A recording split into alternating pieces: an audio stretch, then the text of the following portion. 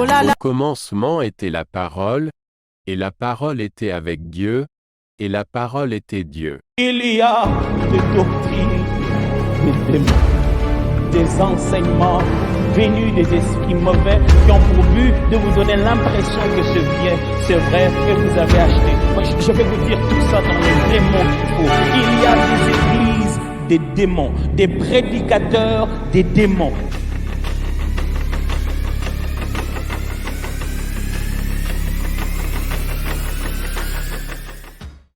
Cela importe d'autant plus que vous savez en quel temps nous sommes, c'est l'heure de vous réveiller enfin du sommeil, car maintenant le salut est plus près de nous que lorsque nous avons cru. Vous connaîtrez la vérité. La vérité vous affranchira.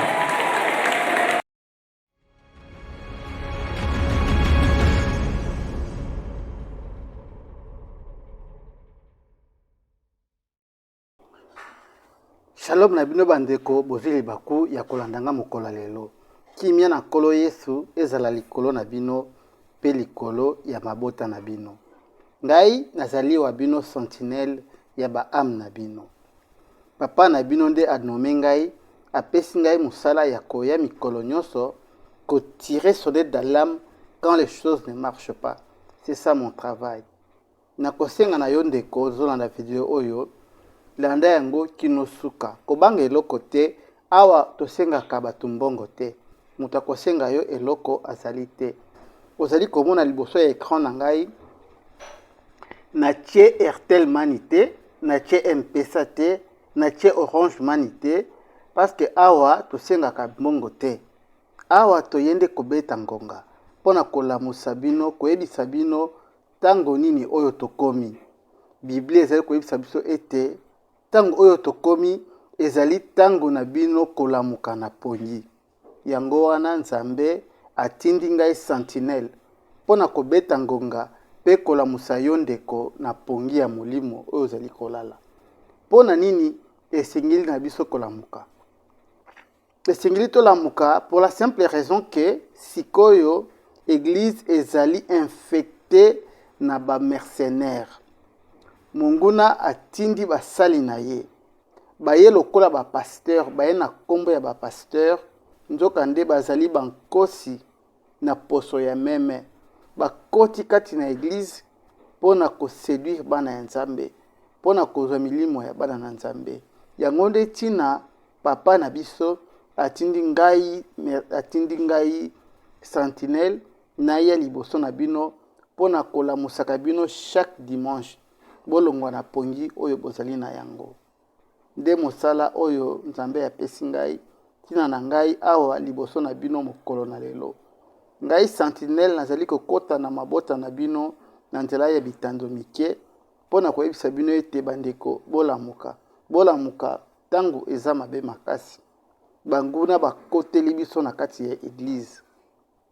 Na émission na ngai oyo eleki na illustraki ba propos nanga na 2 vidéos. Vidéo moko nyonso mibale ezalaki kolakisa ba prédicateur. Mais moko ya ba prédicateur wana azali mercenaire pe moko azali pasteur.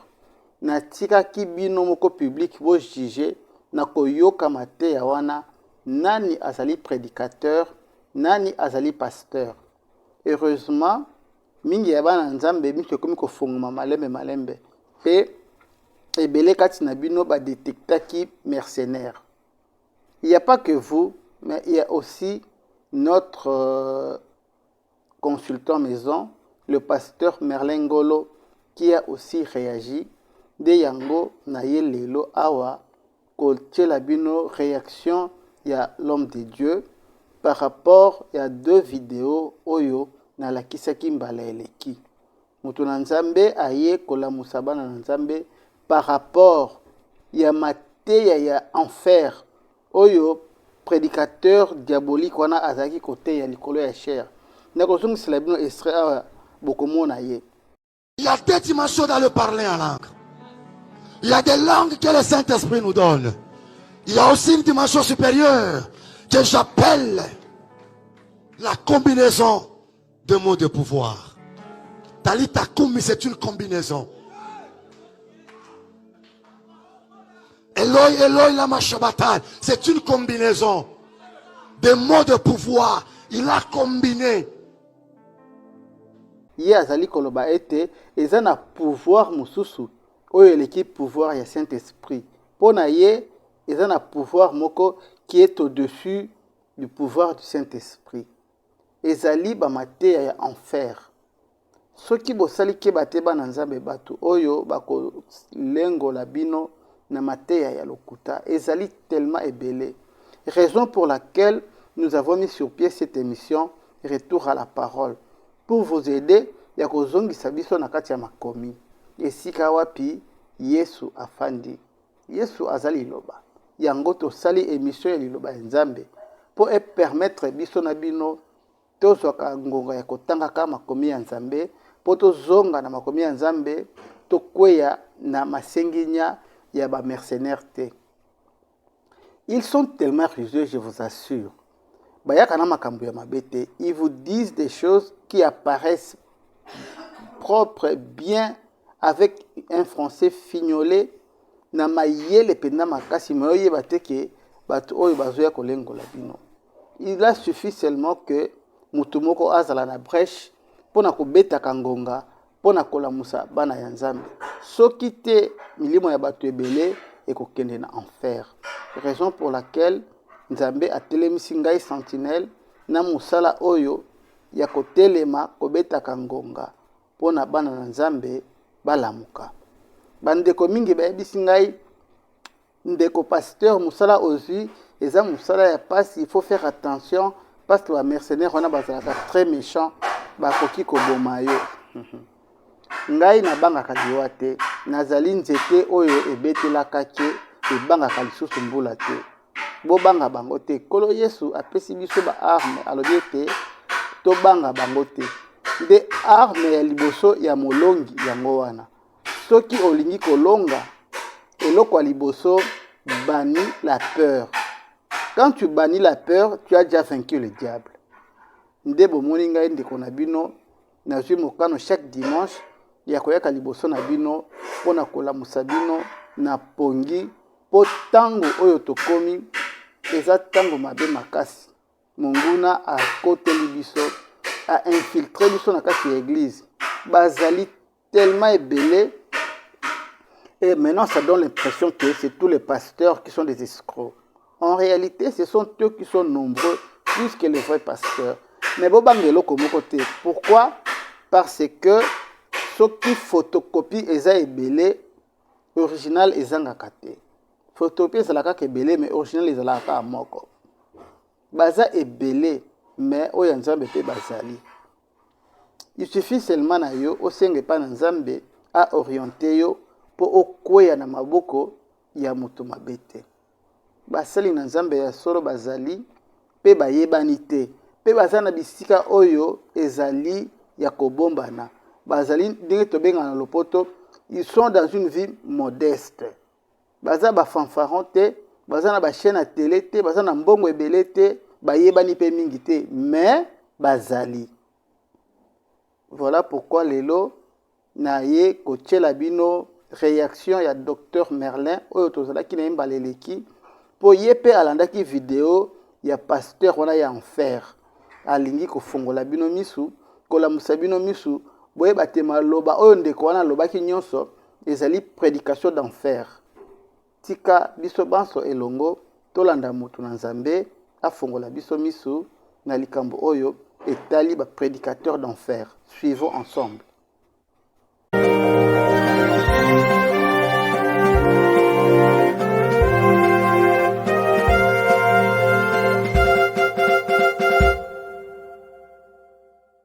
Shalom, shalom la famille. Tika kimi Nzambe epesa mena biso banso na kombo na Yesu. Nzama pambola yo zwi tango na yo, tchemeka na yo pour que oyoka les choses que oyo toko kabola sur lelo, c'est juste une petite réaction de notre part. To pesi Nzambe lokumu. Voilà, c'est encore moi, votre bien-aimé frère, le pasteur Merlin. Nzama pesi biso ngolu pona to meka kosolo lelo komoko oyo télé sentinelle a trouvé na ba repère na ye On est Isaïe Lobby, Isaïe 21, 12, oracle sur Douma, sentinelle, que dis-tu de la nuit? 2 fois, sentinelle, que dis-tu de la nuit? C'est-à-dire, en tant que sentinelle en colo, tu as toujours un poste en tant que Bakouk, tu as veillé total à Nini Nkola Zoloba. Non seulement ça, tu as veillé tout le monde à Nini. Qu'est-ce qui se passe dans la nuit? Qu'on a topé ce message pour le peuple en Zambie et Pambouama. Pourquoi la nuit?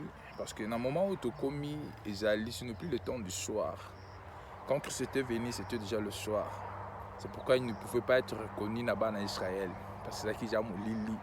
Prophétiquement et spirituellement parlant, c'est là qu'il y a une période à Moulili. Parce que le péché avait déjà été déjà dans Moukili. Maintenant, pour la Kolobelo, la nuit est avancée. Bientôt, c'est l'aurore, c'est le matin. Le matin qui révèle, c'est une personnalité. Christ revient bientôt. Nous sommes déjà dans la période où la nuit est avancée. Nous ne sommes plus dans la période du soir. L'église primitive qui expérimenta cette période du soir lorsque Christ était venu. Mais là maintenant, parce que c'est lui qui est, il y a un moment éclipse, c'est ça qui est dans mon Kilimobimba. Et la nuit avait été activée. Et dans la période, la nuit est tellement avancée. Alors ce qui se passe aujourd'hui, il y a un message et ça sombre quand tu écoutes ça. Ça c'est juste une réaction et un souci qu'on a établi comme étant défenseur et évangile.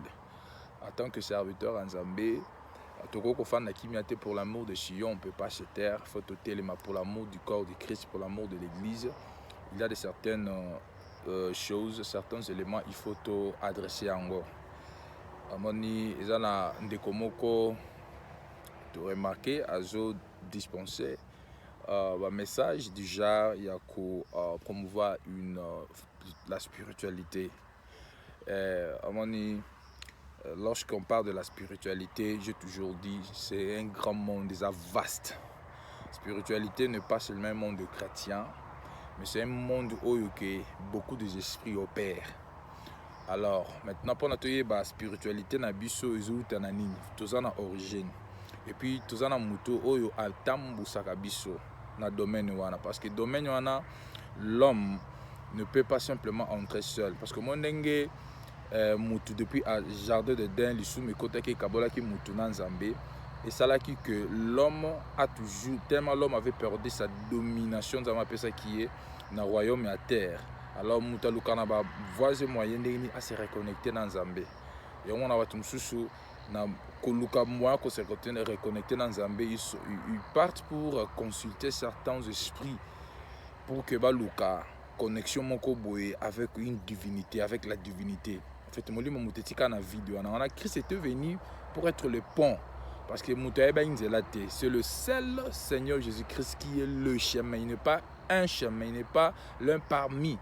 Aza le chemin bien définitif. Alors, Nzela nous surtout, oyo commémorant la spiritualité mort quelconque. Ceux qui sont Nzela, ils sont il faut rejeter ça. Et comment tu vois que Nzela nous avons tous en ma commis, Kolo a Biso et conservé Biso comme étant guide. Pour aimer ma biso patiki biso bongo te borfelin te molimo na ye atindaki pour enseigner biso bo solo na totalité na ngonyos. Voilà. Donc lorsque quelqu'un abandi ko yebisa biso ba information mususu o to trouver on te na makomi moi na nzamenyo surtout sala prudence sala bokebi. Il ne faut pas être emporté. Bible n'a jeté pas foi, n'a millimonion, mais il faut éprouver les esprits. Nous avons 2 matériaux qu'on a PCB pour éprouver les esprits. C'est d'abord la parole de Dieu et le Saint-Esprit. La parole en Zambie qu'on aide à trouver comment est-ce que tous en record il makambo ezobulobama na ba cher lelo na ba prédication tous est-ce que ça conforme, ils ont en conformité, ils ont concordé parole, ma commis, ils allient yangonde komami. Ce qui ça en côté, peu importe oyo nyonso oza kosakola Paul alobi soki moko afandi na lisakwa moko mosusu afandi pembeni a juger. C'est-à-dire le juste juge de tout. Ceux qui sont spirituels, ils jugent de tout et ils ne sont pas eux-mêmes jugés. Donc, Tolingi to passer un jugement de l'Éternel en utilisant la parole de Dieu, Isalie, autorité absolue par rapport à ce qu'on a entendu. Vous savez, Ndekomoko a télémi liboso à Batou, un prédicateur a télémi pendant Koloba que non, le parler en langue et Isalie, Saint-Esprit, et nous avons le parler en langue Utina Saint-Esprit. Puis nous avons aussi des mots de pouvoir. À part avancer à l'objet, il faut qu'on y ait la combinaison de mots. Et à souligner que c'est plus que donc Ezali Kolo et à parler la langue que dans le Saint-Esprit. Nous n'avons pas seulement le parler en langue, nous avons aussi tout ça comment ajouter à Ezali combinaison de mots, savoir le mot de pouvoir. Petit exemple, Talita Kumi, Yami Balea le Bilsusu Eli Lama Sabatani, Ezali ba mots de combinaison comme soi-disant comme Elobami. Justement, bien aimé, vous savez, Bilo Mususu et Senga Tango spiritualité pour nous comprendre et c'est nango théologie pour nous comprendre et ça nango simple. Omoni Talita Kumi c'est en aramaïen et ça na langue il y a aramaïen. Alors na aramaïen langue wana traduction nango veut simplement juste comment mi wana que fille, jeune fille, réveille-toi ou lève-toi. Donc la phrase en question n'est pas un mot de pouvoir, et ça a une combinaison de mots. Et ça tellement simple, une simple phrase. Talita Kumi. Eli Lama Sabatani, et ça aussi une simple phrase. Et l'objet simplement, mon Dieu, pourquoi m'as-tu abandonné? Alors, cette phrase, c'est un enseignement à Kati pour nous comprendre pourquoi Christ avait déclaré ainsi. Alors, Talita Kumi, et ça, moi, la jeune fille, moi, si la mouka peut téléma. Et ça, qu'il sait quoi. Alors, et nous n'avons pas dans le langue spirituelle, tant moto aye avec la formule, avec na ba mot moko, les composants pour le bazar, faut que tu aies la structure oyo pour formuler la phrase moko pour na invocation moko. Tant quand tu pries, il faut que ça la combinaison de mots. La personne est en train maintenant de nous amener une autre information autre où nous allons dans ma comité. Alors carrément, il faut qu'on rejette un peuple en Zambie, peu importe la formule. Prière est la formule. Prière est la ligne solo. Les solo ils ont basé dans la relation en Zambie. Parce que Matthieu 6, tu 6. 7, 8, quand on parlait de la prière à notre Père, à qui expliquer la dimension, comment est-ce qu'il faut prier. Et à évoquer le point, et les mots, ils ont enseignement mobile. Parce que, il y a une question, moi, comme je dis, Jésus enseigne-nous à prier. Comment prier? Enseigne-nous. C'est un enseignement, la qui s'abisso. Alors, tant que Jésus a vu au Matthieu 6, soit le bi avant, après sa prière, après son enseignement, quand vous priez, ne multipliez pas le vaines paroles, comme font les païens. Alors, ils croient, ils s'imaginent qu'à force de parler, ils seront exaucés. Vous voyez? Dieu n'exauce pas la multitude de paroles. Dieu n'exauce pas les formules de prière. Dieu n'exauce pas ça. Dieu exauce deux choses. Il exauce sa parole et sa volonté. Donc, Dieu exauce sa parole dans sa volonté. Alors, quand tu t'engages dans la prière, il ne faut pas s'imaginer qu'il faut ça la combinaison de mots, de phrases, de formules, mots quelconque pour attirer attention à Zambé et ça bon on est dans ma comité. Et puis il faut que ça là-bas dans Zambé tous à les kenge, tous à la prudence. Lorsque quelqu'un vient nous présenter un autre évangile, même Paul a lobby à la mamabé, à la anathème, c'est-à-dire à la maudit. Et déjà, l'évangile que nous avons reçu, Paul déjà attaqué les mailles à malédiction, dans notre union soit côté abisso évangile Moussousou. oyo ya teite. Alors lui, même si un ange descendu du ciel, aïe, te na lo baboy, la maudit, parce que l'Esprit rend témoignage. Saint-Esprit qui rend témoignage à Christ. Christ, c'est la parole. Alors, esprit mon côté qu'il y a ce qui est autrement par autre information. Après cette information, nous sommes en côté. Alors, il faut tout ça en côté, tous à très prudent. Lorsqu'on parle de la spiritualité, bien aimé, c'est tellement très vaste. Comme je l'avais dit, que ce n'est pas seulement pour le chrétien, monde ouana. Et c'est un monde très vaste. Alors, c'est un monde ok. Quand on parle de domaine spirituel, nous avons la spiritualité de Dieu. Elle est basée dans la relation. La spiritualité, c'est la relation que tu as avec l'Esprit de Christ, hein, qui n'est pas interrompue par la charnalité et puis le péché. Hein. C'est-à-dire, le contraire de la charnalité, c'est la spiritualité. Alors, la spiritualité chrétienne est basée dans le contexte Christ, l'Esprit de Christ. Alors, dans la prudence, quand quelqu'un nous dit des choses, surtout, parfois, tout ça, la différence est entre la spiritualité et le spiritualisme ou le spiritisme. Et ça va beaucoup, tout ça, dans le monde spirituel est vaste. Et ça, monde, comme je l'ai dit, ce n'est pas un monde seulement chrétien, c'est un monde qui existe. Et dans le monde où on a Nzambé, le Saint-Esprit, donc c'est le Saint-Esprit qui nous conduit dans la spiritualité. Et à travers guide Yamakomi, toujours même na place azo même biso. Tout dans la prudence, balanzambe, ozali, télé sentinelle et repéra qui élément oyo pendant que tous a veiller na molimo, tout mon élément oyo et nous allons introduire d'accord à Christ. Tolingi banazami tout au fond la mission tous à la vraiment na prudence bokebi. Il faut pas manger tout ce qui se vend dans les marchés. Il faut vraiment que ça la prudence parce que tu vois beaucoup de coloquins sauvages, bandunda, il y a mabé ou la mort dans le pot. Alors heureusement, dans mes pratiques il y a des personnes que Dieu a établi aussi. Au le ministère, il y a Élysée.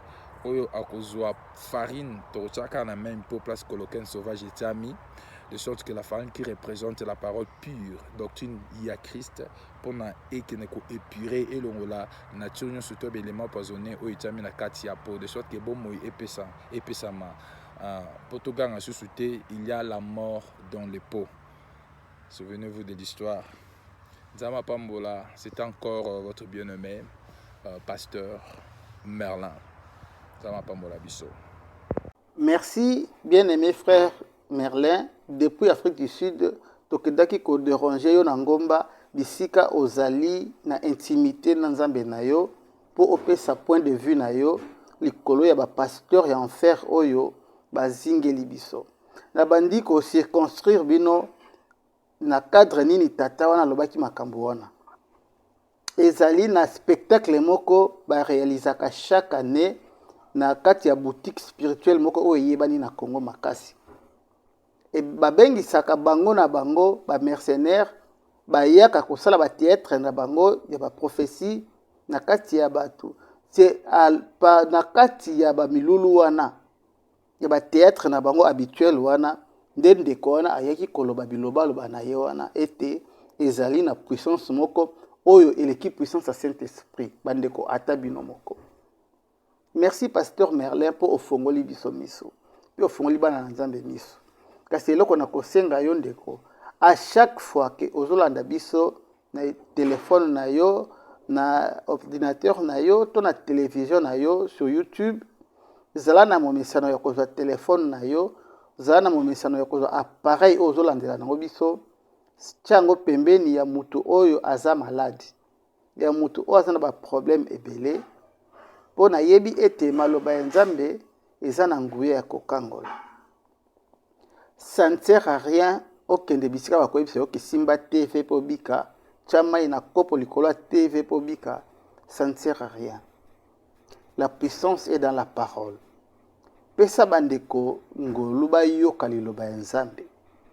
Zala pene ya mutu moko aza na maladie na parole oyo ayoka maloba ya nzambe, atanga maloba ya nzambe. Je suis convaincu et kobiki saye. salaka yango ntango nyonso mpona kobikisa elimo ya bana na nzambe nde mosala nzambe apesi biso etinda tokende toteya sango malamu mpe tobikisa babeli. Kasi biso tokozwa risque ya kose substituer na bapasteur na bino te baprédicateur na bino te. Chacun doit faire son travail. Le nôtre, c'est de venir vous réveiller de ce sommeil spirituel pour beaucoup na mutambu ya Satan te. L'ennemi est déjà là, dans vos maisons, dans vos églises. Il cherche qui dévorer. Voilà pourquoi nous sommes là pour nous sabino. Ne manquez pas tous les dimanches un rendez-vous Oyo. Vous allez toujours pour que tout partage ensemble. Dans la émission Oyo, il y a une chose que nous faisons de spécial et que nous lisons ensemble des portions de la parole de Dieu et permettre yon deko Oyo ozwaka penza tango mingi te ya kozala a contact na liloba nzambe tozoya na mission ya kochayo a contact na liloba na nzambe pour que bomoi ezala kati na yo ata oza malade kobanga te kaka maloba oyo nzambe tozotanga nde ekomemela yo lobiko kaka Yesu oyo toza kotanga awa nde akobikisa yo eza puissance ya pasteur te eza faya ya pasteur te eza power ya pasteur te mais ezali nde puissance ya Yesu Masiya oyo ezali na kati ya maloba na ye yango biso toza ko utiliser awa. Si tu as quelqu'un qui est malade, amène seulement ton téléphone auprès de lui, laisse-le entendre cette parole, laisse-le lire la parole ensemble avec vous et vous verrez la gloire du Seigneur. Ce qui tozo yoka nde sika lobiko ezali Bible lobi lobiko ezali kouta na oyo tozali koyoka nde tina musala na biso ezali to empêcher bino botika koyoka ba mercenaires po bazoya na discours ya lokuta na bango eyaka lokola vérité nzokande il y a un homme de Dieu qui a dit toute demi-vérité est un mensonge complet. Ce sont des mensongers comme leur père. Tata na bango azali le père des mensonges. Ndo moni bato wana bazana lokuta makasi. Quand quelqu'un vous dit qu'il y a une puissance au-dessus du Saint-Esprit, voyez un peu ces mensonges-là. Et à Saka mon côté. C'est le travail que nous sommes désormais engagés à faire pour vous. Tokobanda koyela bino bango awa na ba discours na bango pe ko démontrer bino ba lokuta nyonso. Beza ko se retrouver na kati ya ba discours na bango pe na kati ya ba prédication na bango. Ezali tellement ébélé. Nous avons toute une banque de données, il y a ba vidéo, il y a ba prédication na bango. Oyo etondi séduction. Soko sota lango na apparence boyo komona lokola mutazolo balikambo ya solo, surtout que bazali très éloquents. Ils sont très éloquents, ils vous parlent un français très raffiné, okoye bate ko kansaneti ke muto penza azolo ba makambo ya solo. Mais esengeli kaka sentinelle azala pona ko la musa na pongi ko la kisa yo ete oyo nyonso otu koyoka oyo ezali lokuta. C'est le travail que nous avons pris. Ngai na bandeko nanga tokozala toujours en éveil.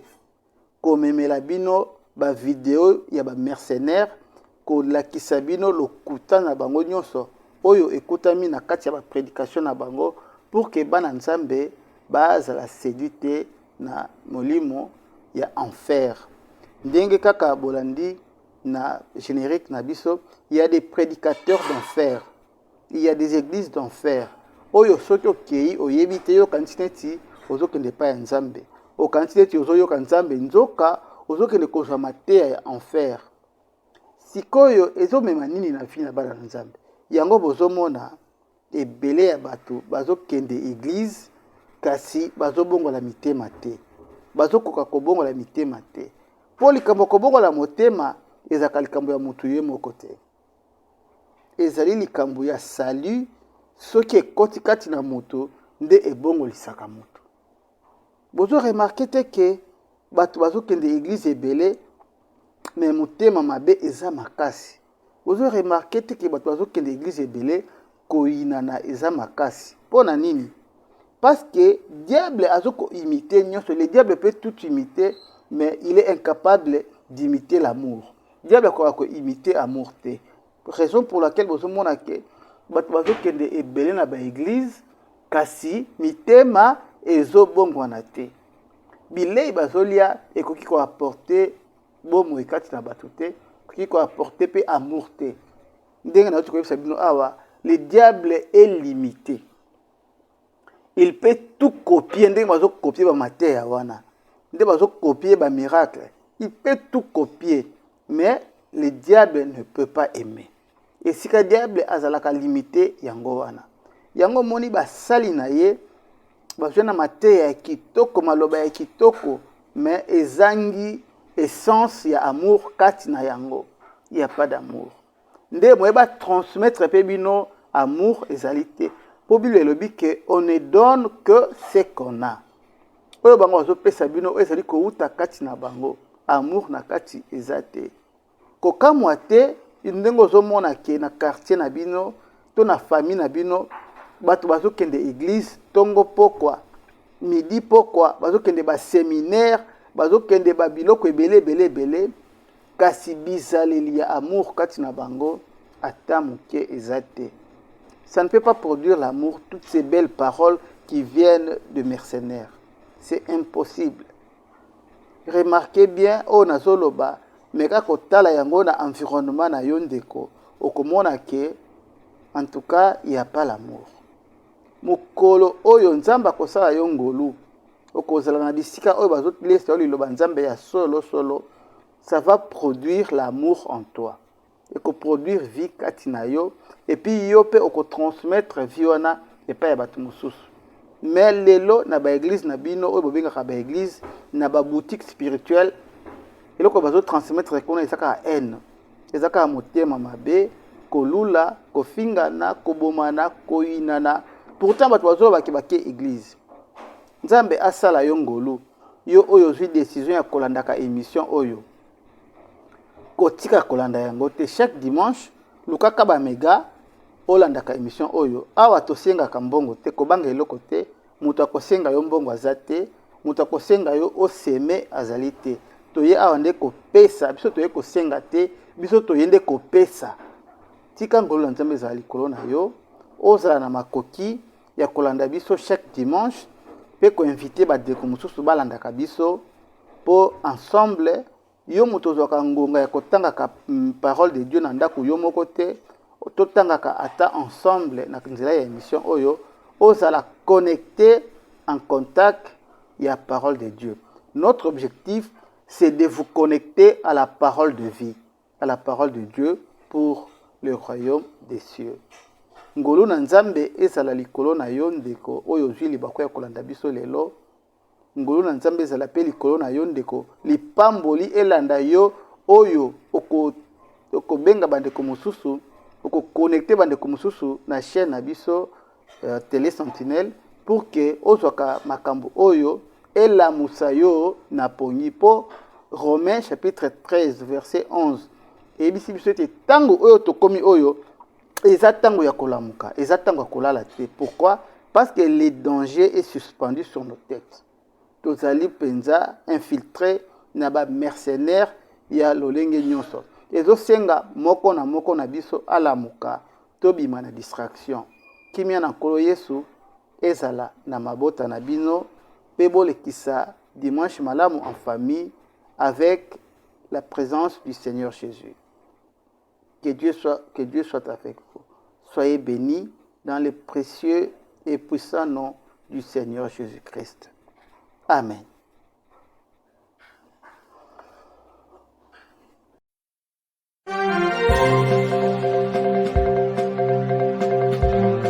Télé Sentinelle, la chaîne chrétienne sur YouTube qui vous ouvre les écluses de la parole de Dieu avec la sentinelle Michael Mpeoui. C'est le temps de nous réveiller du sommeil spirituel.